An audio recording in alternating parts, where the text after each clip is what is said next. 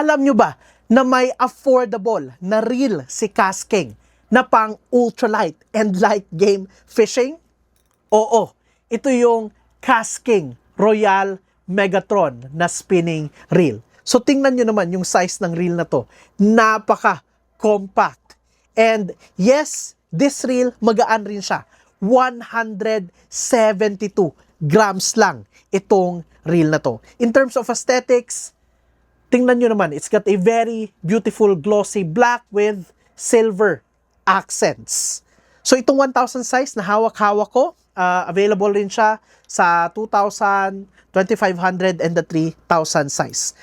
So ano ba yung features ng reel na to na bakit kung masasabing this is the perfect reel and sulit na sulit para sa inyong budget? Kasi itong reel na to, naka-screw-in handle na for the very affordable price. Naka-screw-in handle na siya. And naka-shallow spool na. And tingnan nyo naman yung design ng kanyang spool.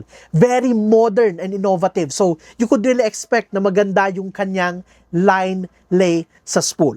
In terms of specifications, itong 1,000 size, yung kanyang drag capacity is 3 kilograms. Very suitable when you are using those thin, small diameter, low poundage lines. Kasi you can really fine-tune and kaya mong i-adjust on how much tension or stopping power yung kaya mong ibigay sa isda when you are fighting those good size fish. Yung kanyang gear ratio is 5.2 to 1, meaning every full turn of the handle, you retrieve about 52 centimeter of line. Okay na okay siya in most of the fishing techniques na pang UL and light game. So this reel, ang kanyang bearings. Yes, 5+1 na and stainless Maxidor bearings. In terms of the sealing, this reel has sealing sa kanyang drag washers. Sa rotor niya, it has a whole disc. Yan, protecting the whole reel.